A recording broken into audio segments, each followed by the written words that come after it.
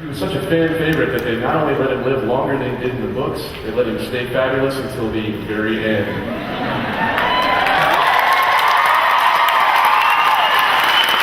I think you already know what I'm talking about.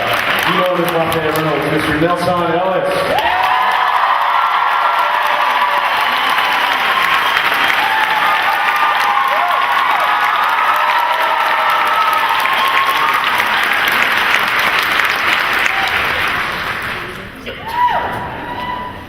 Next up, he may have started out as the character you love to hate, but after transforming from a rabid vampire hater to the most unlikely vampire himself, and then coming back as a sarcastic ghost towards the end, you just had to love the guy. Ladies and gents, Steve Newland himself, Mr. Michael McMillan.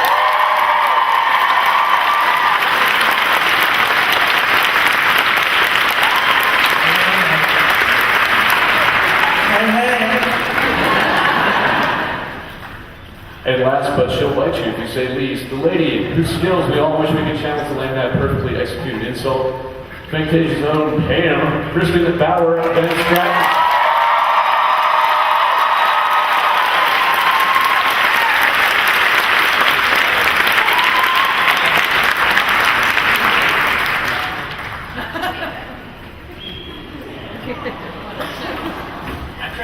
I tried doing that yesterday.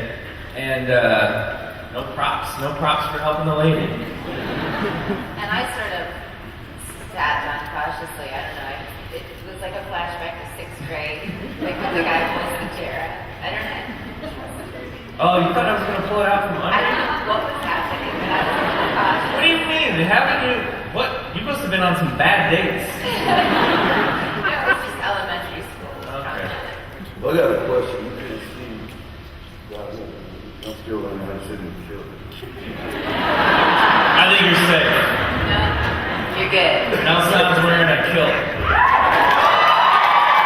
We just learned on the way over here that there's a pocket inside the kilt. Well, no, it's fascinating. You might wonder why you have a pocket on the inside of the kilt. Well, that's where you put the good stuff. And you know, I'm trying to learn how to do that, even as we speak. I'm not figuring it out yet, but I'm gonna learn. It's like a little marsupial pocket. It's a reverse marsupial pocket. I feel like I'm pleasuring myself. Yeah, this is just crossed over to gone from adjusting your kilt to just having a good time. Let's see it. Oh my God. This is what it's going to be like for the next 45 minutes, so just sit back and relax.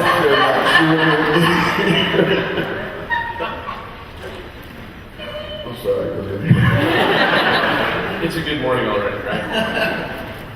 Okay, where are our questions, mic holder people out here? Let's see. Back there, okay. We've got Katie, we've got Laura. Can we turn the lights down just a little bit, please? I'm sorry if that's screwing up any video, but behind me. Thank you, that's better. Thank you.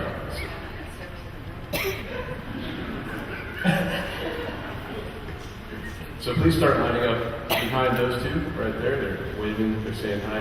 If you have a question for the panel, here. So I'm going to get things rolling by just asking you guys.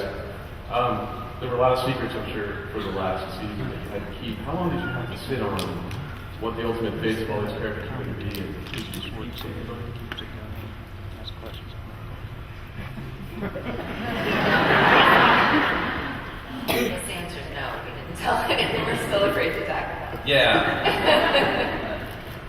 I am kind of scared that I might say something still that would get me. I mean, what would it be? The show's over. I know, but the fear. I mean, for 7 years we had to worry about leaking something, and I used to have fun with it. Like the year when my face was rotting, I would say, Pam is really raw this year, and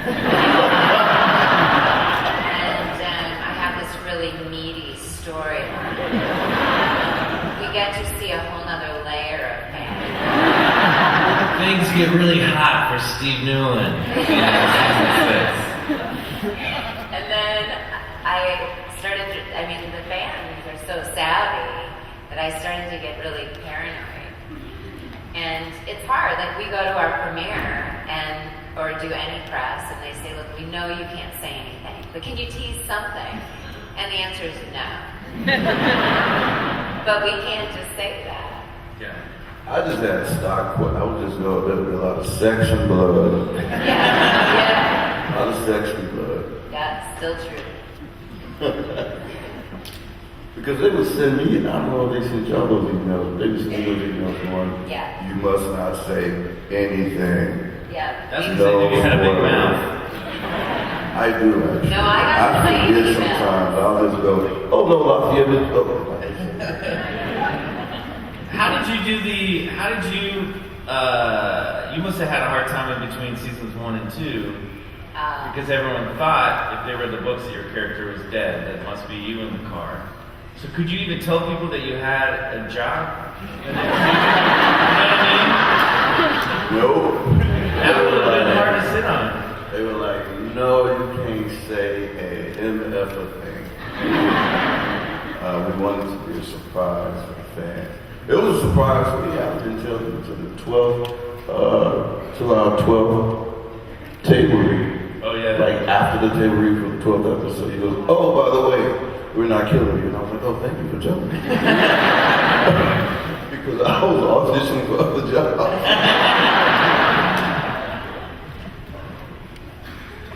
All right, let's field some of your questions out there. Keep in mind, obviously, there are going to be spoilers. If you haven't seen the last episode, then you might cry.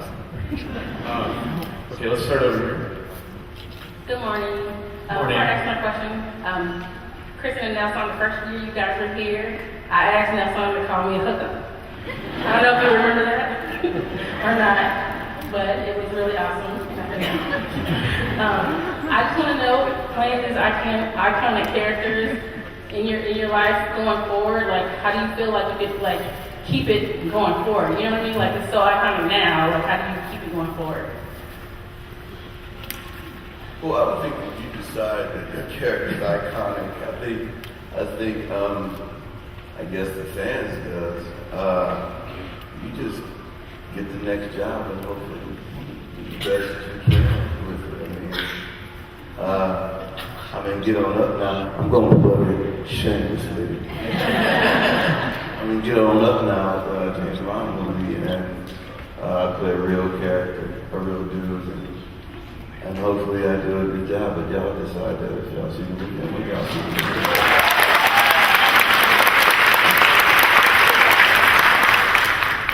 Yeah, I don't know. I mean, I echo what Nelson says, except I'm not in that movie. But yeah, I think, for the thing that when a job ends, and it's something that not only I think was creatively very satisfactory for you as the actor, but also, bonded with your castmates and you just love the show. Usually when you're ending a job, you're like, okay, it's just on to the next thing, and that's what I think we're all doing as actors. You're always kind of like, gotta keep getting that next job. But this is also really hard too, because it's like, it is difficult to leave behind, I think, just because of the sentiment that comes along with it. But, I don't know. He looked at me sentiment because I'm so sentimental about it. You're the big crybaby. Sorry. Don't do it now. Now you're just showing off. This is how we get jobs. See, she can cry on cue. Amazing actor. So I think the experience is interesting. It's very varied for us because I always say to my friends, it's like the difference between playing football and watching football. They're not even actually related, watching the show and shooting the show. So what I'm imagining in my head that I'm, not going to do anymore is hanging out with these guys. And then You can call us. We may not hang out with you, but you can call us. every number. I want to talk about her for a second. I do. I want to talk about this incredible woman for a second. This woman is committed to the world, to people into the world, because she tackles so many issues in the world ferociously. She's just a big old heart. That's why she cries so much. She's got a big old heart.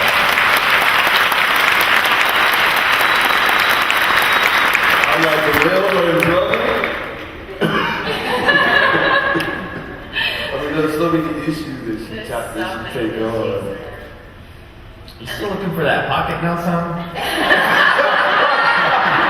His hands are Dude, I was adjusting. You have to tell everybody. I mean, everything that's coming out of your mouth is beautiful, but I'm getting like the view down here. There's a whole other story taking place. I'm trying to rain on your parade here. sea story going on. I think I found the pocket. Yeah, I think you found your issue to tackle, my friend. It is true that other people have to tell us it's iconic. Like, we're not sitting there going, shit is iconic. You know, on the set, you know, you're just trying to... Yo, this shit is iconic. What I'm about to do right here, iconic, motherfuckers. Watch this. You know?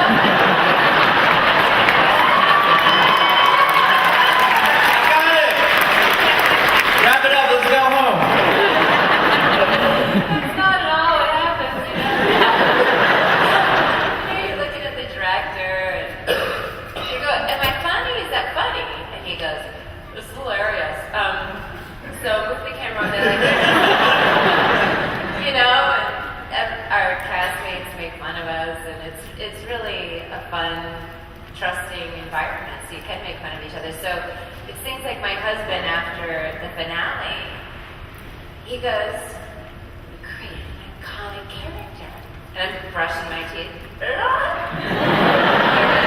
It's really not something we can feel. But as I move forward and look at other roles, you hope there's other great roles, and you always do such interesting roles on the big screen. And so, yeah, I hope. Yeah, I mean, when you're in the back of the truck and you're, you know, get your business on with your boy toy,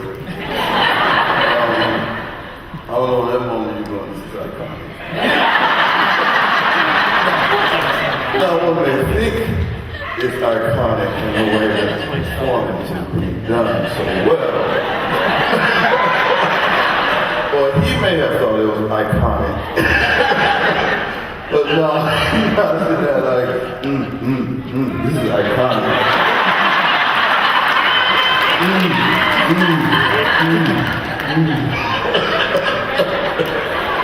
And then go down there and tell Jessica, I'm taking your man.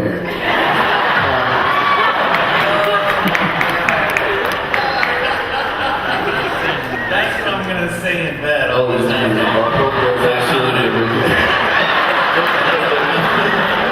Just by myself in bed. Just another iconic night alone. Constantine McMillan. Oh my Lord. Next question. Let's go over here. They're afraid First, Whatever you say, we're gonna pervert it. So. first, I wanted to thank you for the great acting you did over the years and entertaining us all. But my question is, as the show progressed, how much did the writers change the characters to fit your personalities, or your personalities did fit the character? I think there was. I think the writers were very in tune with our senses of humor and our personalities. I think, at least when Steve came back as a vampire, he was more because Steve Newland in season 2. That a lot of that role had really been written before. I think like the writers and directors really got to see me do the role. You know. So I think when he came back as a vampire, he was more tailored towards my sense of humor and a little bit my personality, you know. But I would say I saw the same thing with both of you guys. You know, you saw more Nelson and more Kristen come out as the roles went along. I think they wrote for us. I think Nelson, that's really true, because you always, like, I don't think I ever changed one word, but you always add your mother. You know, you add the Southern, the real Southern. You add the way of, just a different way of talking that makes it really genuine. Well, I was stealing from RuPaul's Drag Race. No, you better don't. But I'm only emotional with my children. That's the only time I'm emotional. Other than that, I'm kind of sort of It was laid back about things, and they made Lafayette very unemotional. Angela even told me, she was like, yeah, we ain't gonna get you cracked, you know you don't like to. Don't do it. So they sort of cater to kind of that part of my personality. But the only thing that makes me cry is my children. My boys on this. Have demand for some Lafayette on the front row. Well, you gotta pay for a ticket. That costs. Look at what you want.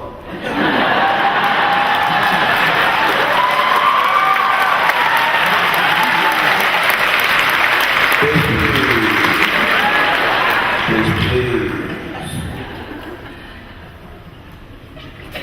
Anybody want to buy something? I got a couple of things for sale. His pouch.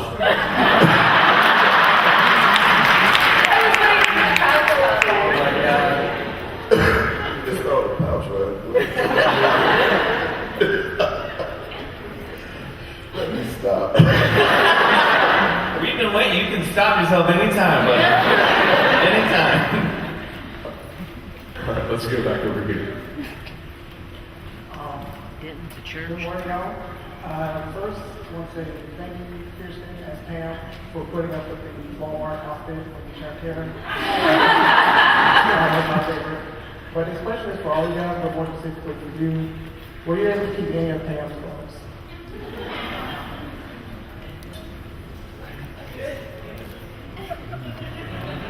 You know, that last Pam outfit that we saw in Fantasia was added after I thought I was done.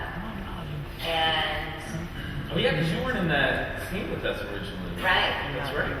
Because I thought my last night, first it was going to be on the schedule, my last day with Alex would be my last day. And I was like, oh my God, I can't take it. Like everything my last Alex, I couldn't take it. And then they said, no, the Sarah Newland carousel scene would fall after. And then on that night, the sun was coming up and we never got the bite. So then I had a day with a rubber head. And, which actually was so funny. I came in and it was just the head down to here, this rubber thing, you know, with these clamps. And it was so bizarre. And I'm like, that's not Sarah Newland. And the special effects guy goes, no, it's January Jones. He had her head lying around, a head cast, and he didn't have Sarah Newland's. Why does he got January Jones's head? And then there was a scissors sticking out of the forehead. And I said, why is that there? He goes, I didn't want to lose my scissors. It was this totally surreal True Blood moment. And then I bit into the neck, and I had to pull back for the blood to come out. And when I pulled back, my teeth stayed in the neck. So this was so different shooting the show than watching it. But and then they added that other scene.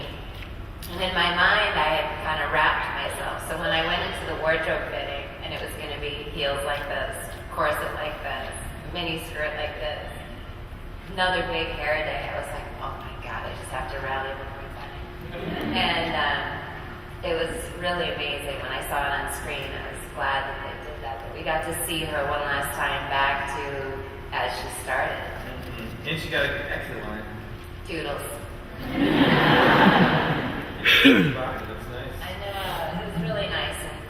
And Michael was there for the last. And it was a big... Yeah, that was both our... Because Anna Camp had one more thing, but Yes. that was our... We wrapped the show together. We wrapped the show together. And then Anna just had to come back and crawl through the tunnel. Yeah. That was it. So you have these odd Everything ends. is climatic. Totally. Yeah. But we had a climactic ending. Yeah. It's iconic.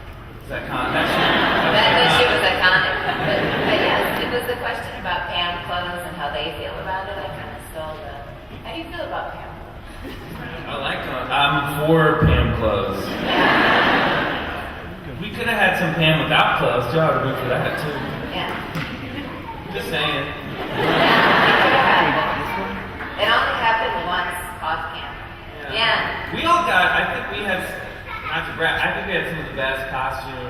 I think so. I mean, just the t-shirt over the yellow t-shirt over the long sleeve shirt. Audrey Fisher, our costumer, and I had so much fun in those fittings, just laughing at everything. You know, I got dressed like such a dork. It wasn't flashy, but man, it was fun. The makeup was good too. Yeah. Eyelashes was everything. Yeah. When watching the show, when you came on, I was like, those are my eyelashes. I would not recognize myself. I'm like, I'm kind of pretty. Do you remember, like, one of the first table reads I was at? I introduced myself to you again because I'd met you with no makeup, with no makeup. And I introduced you and you went, really? It's like, oh my God. It's a transformation. Yeah, well, and Alan Ball kind of scaled back. At first, he had me wearing lipstick. And I didn't know I looked like a drag queen. So he scaled it back a bit to where it was just all about the eyes. Even my daddy was like, dude, I didn't make you extra. To wear all that stuff on your eyes. I said, no, but it's kind of pretty.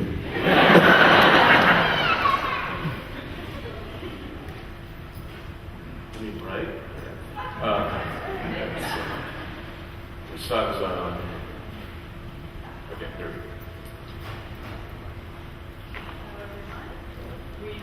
Are we on? Kristen, this question's for you. Love, love, love Pam. And I'm so happy that Eric and Pam ended up back in Fantasia. They're rolling in the dough now, you know, with the new look. Where do you see Pam and Eric? Do you see them expanding Fantasia? Maybe going around the world? Bring Ginger along for once? I know, I kind of can't see Pam and Eric without Ginger. She's our pet, you know?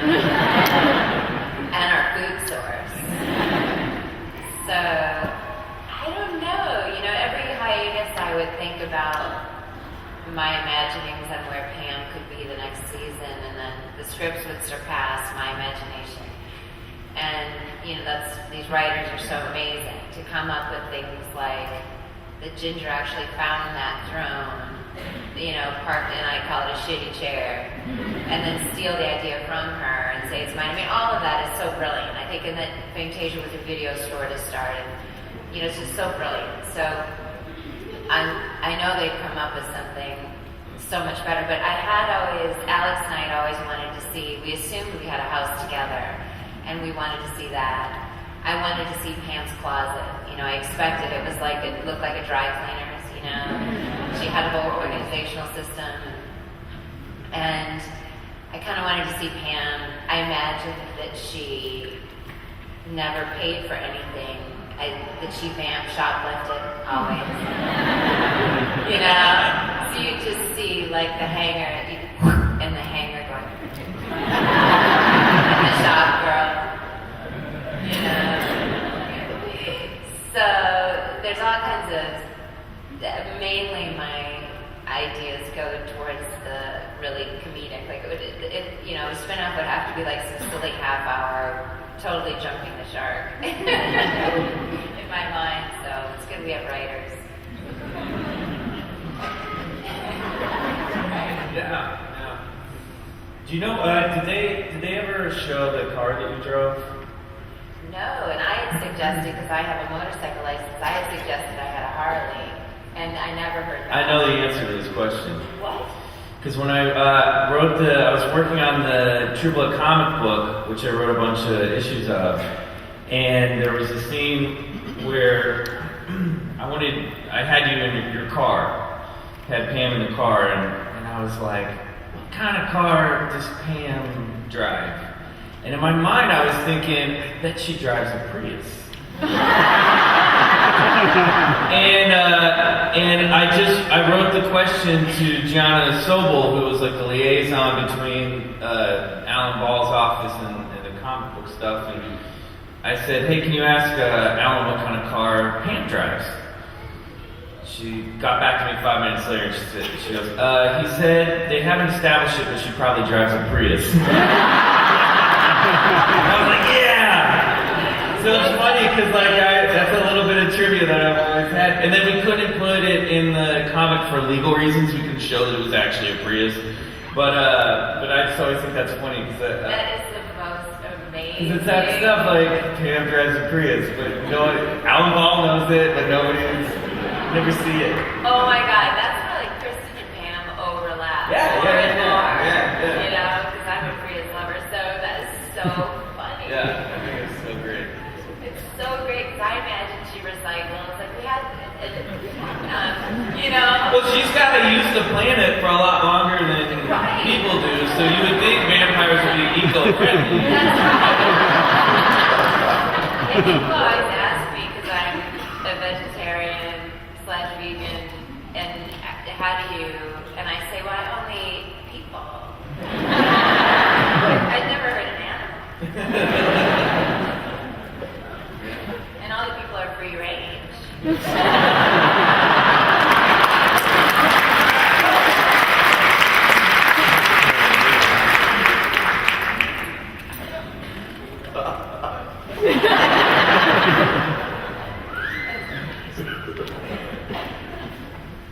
All right, let's go back to the center. Hi there. Thanks for the great, 7 seasons, I guess. So Lafayette's definitely my favorite character ever since Gabe's Burger. That was my favorite. So I was a little ticked. The finale, I felt like you totally got shafted. You didn't get hardly any screen time except for the end with your body, which is awesome. But I was wondering if there was any more scenes that were supposed to be in the finale that didn't actually make it, like extra scenes that maybe y'all shot, things like that. Like, this is for everybody, but I was just wondering if you felt like you got shafted. Well, no, to the credit of the production, I was under the weather, so I had a stomach bug and I was vomiting a lot. So it's pretty difficult trying to sing and do action and you're like, hold on one second. So I think that to save production time, they had to scale back so that I could heal. So that's why. I don't think I got shafted. I was still sitting there with my boy toy. And I was still in the episode. It was just that I was under the weather at the time. But thank you.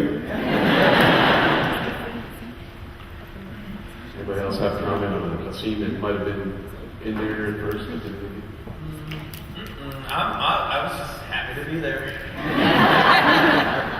had stuff added. I mean, I remember there was a scene with Ryan that they ended up not doing it, right? Remember Oh, there yeah. was a scene? So, There was a scene in the script where you saw Jason chase after Bridget in the airport. And I think the episode was running super long. That It was always like 70 happens. minutes, and that was Yeah. like the one scene that they felt they could really take out and you'd still have. it and still made it sense. still made sense. Yeah. The last thing Suki says is if you did sleep with her on the way to the airport, and then there are things. Yeah. So it actually really worked. And that always happens where they trim a line or something, a part of a scene, because it's always too long. They want to have extra. Okay, we'll go back to the center.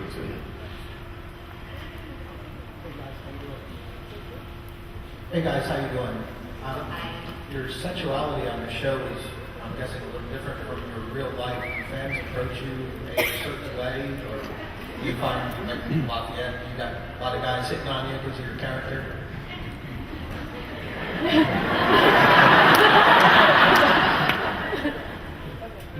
Why are you interested?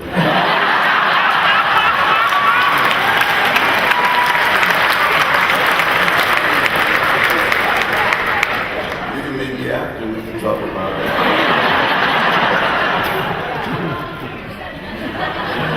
Hey, I'm open. No, I mean, yes, you know, people when they see you on TV, they think that that's actually who you are. So a lot of people are quite bored with me when they they're like, oh, you're not really like that. You're kind of boring. But no, we can talk about it if you want to look up afterwards. We can make that happen maybe if you got enough money. I get a lot of like, oh, I hate, like I've never been told more that I'm hated. In season 2, before I was a vampire, it was like, oh, I hate you and I hate your character. I'm like, can you just, I don't know, pick one? Both sides of me were offended now. But then when you became a vampire, it's like, okay, you're cool now. Now I love to hate you. But then you also get like, oh, you're a lot taller in person. You don't look as old as you do on TV. I thought you were fat, and I'm surprised that you're not as fat as I thought you were. It's like, okay, thanks. Can you just tell me you hate me again? Now I quit acting. I get a lot of the same stuff. I get, oh my God, you look so much younger in person. And everybody does. The lighting on our show, they made it ghoulish. And where vampires are like, hey, oh my God. You guys don't know, but they put like The white makeup on it, powder. Oh. They put red eyeliner around your eyes so you look like you've just woken up from like an all-night rager. Yeah. You have like the cool thing too that I found out was they put, the first time I got in the chair and those people put the vampire makeup, they finished me up and they put this little red kind of nail polish around the edges of your fingernails to make it look like you've got kind of corpse hands. And so you don't look you try to look sexy. Yeah. If you're Alexander Skarsgård, you can really pull it off. But he looks better as a human too. Yeah. We all look better as humans. They definitely wanted to make us you look sickly. 100 and something. And then people always say, oh, you're so much taller. You're tall, because Alex is enormous. So, and then, oh, you're so much thinner. You're so much taller. So I get the same. And then I also get, I hated you at the beginning. And then it sort of turns to like, but now, like, I hate you in a good way. Yeah, I get the same stuff. I also get, like, women that come up to me and go, if you're gay, I'd like to turn you. So you get more women. Yeah. I'm like, wow. I'll tell you what, no one ever said to me. And I also played a gay character on the show. Not touching it with a 10-foot pole, I guess. I get more women when they think I'm gay than I did before that. I was like, No, yes, I'm gay. Really a Come on, turn me.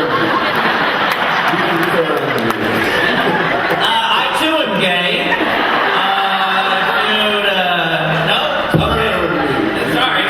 No one turns. You turn me, I'll turn you on. How about that? No? Okay. Thank you. It was nice to meet you anyway, and thanks for calling me fat.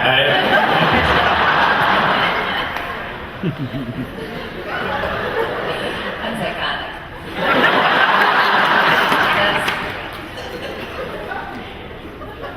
All right, let's go back to the people here. Hi guys, welcome to Atlanta. Thank you for coming. Okay, so my question is, what did you take away from being on the show, both personality-wise or an experience, but also souvenirs? Souvenirs, we got our fangs, which is cool. Didn't think we'd get those. They're sitting on my desk at home. I know. Yeah. In their little retainer case. Blue, just like when you were 11. Yeah. But they have our names on it, but my name is spelled wrong. Oh, really? With an E? It's like all wrong. It's Kristen. Kristen. Long beard. It's like totally. I said time and time again, HBO should sue me. Because I've been stealing from them for 7 years. I got Lafayette drawers on now. I got earrings. I got the head wraps. I got rings. I got socks. I got bracelets. I got eyelashes.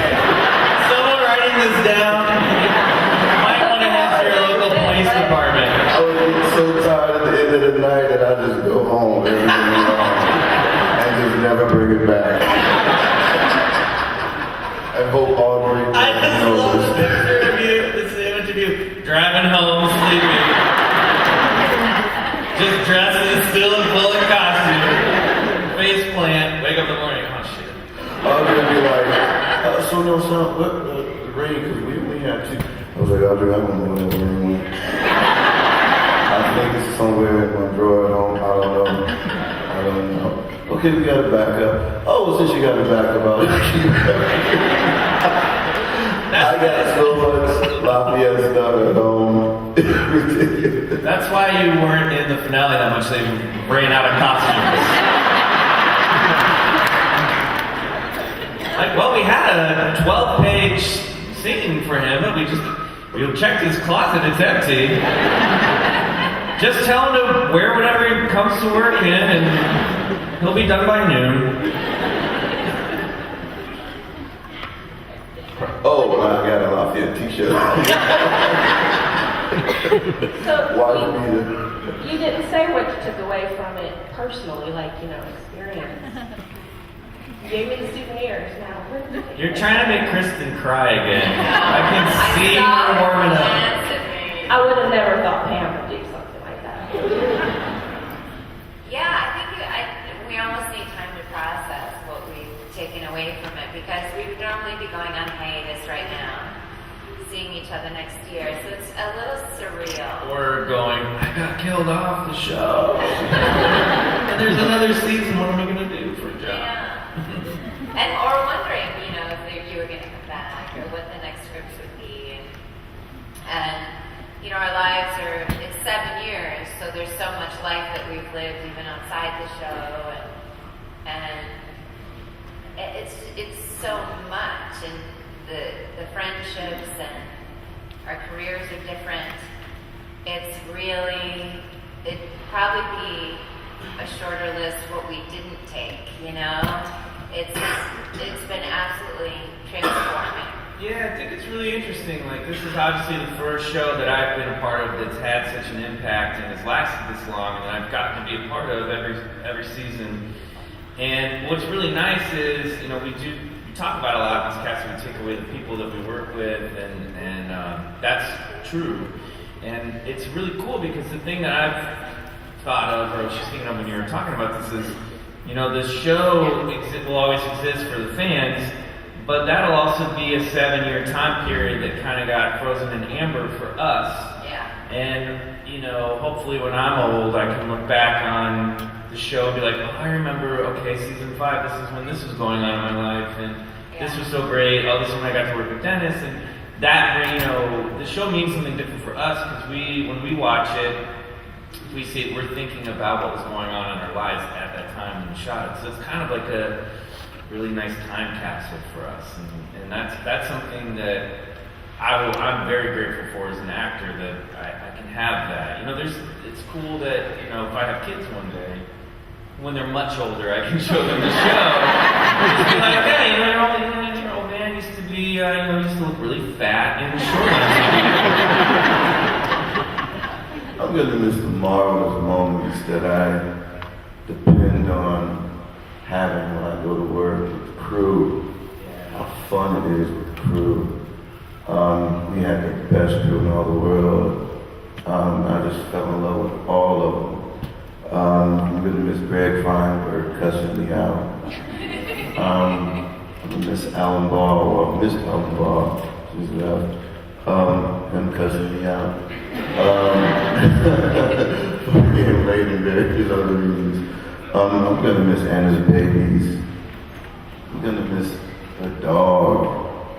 I'm going to miss Sammy. I'm going to miss all these memories that I've made for 7 years with all these people that I depended on coming. I'm going to miss Bridget in the makeup trailer. I'm gonna miss all these memories that I've gathered through the years and depend on having when I come to work. Seeing these people and having fun. Yeah, we just had so much room to play. You know, that's the thing.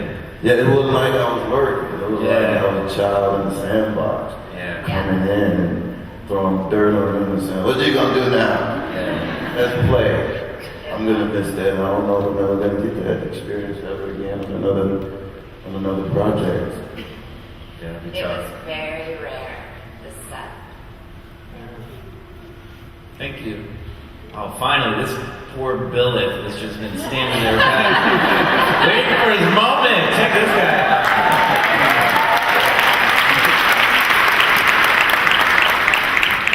You kind of cheated with the pants, Yeah. right? Yeah.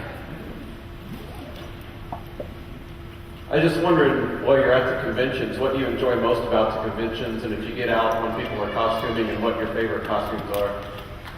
I'm looking at one right now. I mean, I love cosplay. I love, all the costumes.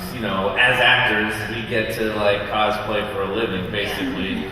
So that's always impressive, especially when it's the talent that you see that people bring to their creations is always amazing. And I'm a comic book geek. I've been reading and collecting comic books since I was in the 3rd grade. So I would be at a comic convention whether I needed to or not. So this is always fun.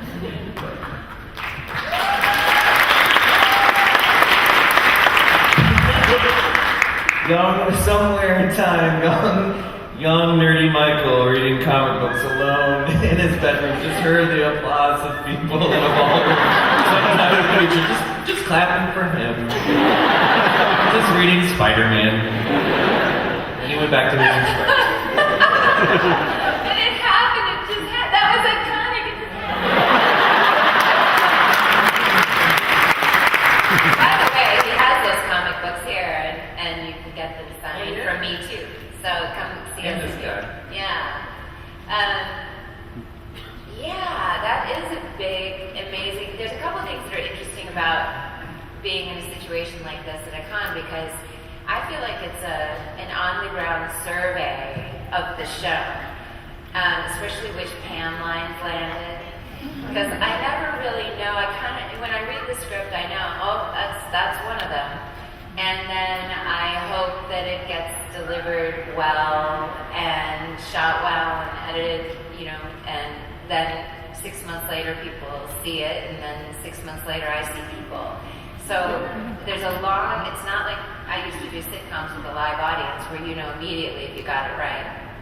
So it's interesting for me to, have people come up and say Republican, all weekend. I'm like, oh, I got it right.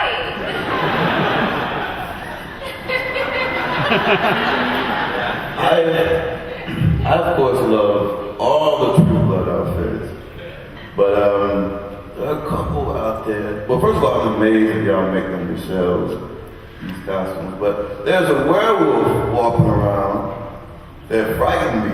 I was like, that's a full-on werewolf. And of course, I love all the ones in the Maleficent. What's it? Oh, yeah. Maleficent. That's the horns. She made it all herself. That's all. That's. Oh, yes. Yeah. And of course, I love all the costumes. The little skirts. I even just love just the Merlot's waitress outfits, because I'll see them walk by. I'm like, all right, yeah, part of the club. And I'm done. And I always think yay, and then I think, wait, Fantasia's better. Yeah. We have all these different about the Groot I saw yesterday was amazing. Oh yeah, I can't hear about this group. Yeah. And then the werepup, they seen the baby. That scared me. I do not approve of that. Yeah.